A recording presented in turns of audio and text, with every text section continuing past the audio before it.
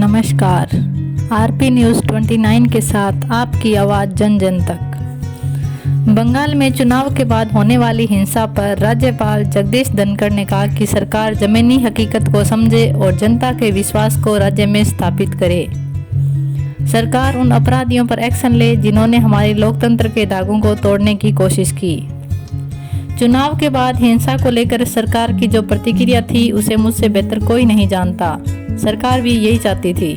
मैंने सरकार में किसी भी तरह की जिम्मेदारी नहीं देखी। राज्यपाल जगदीश धनखड़ ममता सरकार को 5 दिन में 2 बार नसीहत दे चुके हैं। इससे पहले सीएम के शपथ ग्रहण समारोह में भी कहा था कि उम्मीद है सरकार संवैधानिक तरीके से चलेगी और राज्य में जारी हिंसा बंद होनी चाहिए। कोरोना के बढ़ते मामलों के बीच सेंट्रल विस्टा प्रोजेक्ट पर रोक लगाने की मांग। दिल्ली हाईकोर्ट में सोमवार को इस पर रोक लगाने की मांग को लेकर याचिका लगाई। दिल्ली हाईकोर्ट कल करेगा मामले की सुनवाई। पिछले दिनों राहुल गांधी ने सेंट्रल विस्टा प्रोजेक्ट को गैर जरूरी बताया था।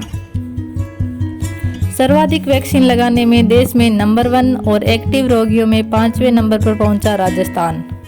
अब 2 लाख एक्टिव केस और 1,41,00,000 टीके लगे। अलीगढ़ मुस्लिम यूनिवर्सिटी में कोरोना का कोहराम। पिछले 17 दिनों में 18 मौजूदा प्रोफेसर और 10 पूर्व प्रोफेसरों की कोरोना से मौत। दूसरे स्टाफ को मिलाकर आंकड़ा 40 के पार। सीएम गहलोत करेंगे शाम 4 बजे वर्चुअल मीटिंग। ग्रामीण क्षेत्रों में बढ़ते कोरोना ग्राफ की रोकथाम पर होगी चर्चा। सभी जिला प्रमुख, पंचायती राज के अधिकारी, सरपंच व जनता के नुमाइंदे लेंगे भाग। सख्त लॉकडाउन के पहले दिन जयपुर में सुबह 11 बजे तक मिली छूट का लोगों ने जमकर फायदा उठाया। सुबह 11 बजे से पहले दुकानों और सब्जी मंडी में उमड़ी भीड़। सोशल डिस्टेंसिंग की धज्जियां उड़ी। पुलिस आने जाने वालों को रोक रही थी, लेकिन शहर की सड़कों पर वाहनों की आवाजाही के रेलमपेल रही। कई वाहन चालकों के खिलाफ पुलिस ने चालान काटकर जुर्माना लगाया। प्रदेश में 18 साल से 44 साल के लोगों के वैक्सीनेशन के लिए देश में पर्याप्त मात्रा में वैक्सीनेशन नहीं मिलने पर गहलोत सरकार अब इसे विदेशों से आयात के विकल्प पर विचार कर रही है। गहलोत सरकार वैक्सीन के आयात का ब्लूप्रिंट तैयार कर रही है। फिलहाल अमेरिका की फाइजर और रूस की स्पुतनिक वैक्सीन के आयात की संभावना तलाशी जा रही है। स्वास्थ्य मंत्री रघु शर्मा ने कहा कि जिस भी देश में बल्क में वैक्सीन मिलेगी हम लेने को तैयार।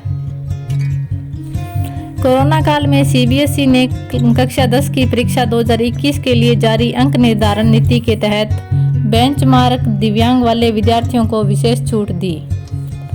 स्कूल स्तर पर गठित कमेटी की अनुशंसा के बाद अब फोन अथवा अन्य ऑफलाइन माध्यम से भी दिव्यांग विद्यार्थी परीक्षा दे सकता है। श्रीगंगानगर के गांव गणेशगढ़ के बस स्टैंड के पास कार और जीप की आमने सामने भिड़ंत। 3 की मौत, 3 घायल। Please like, share and subscribe. धन्यवाद।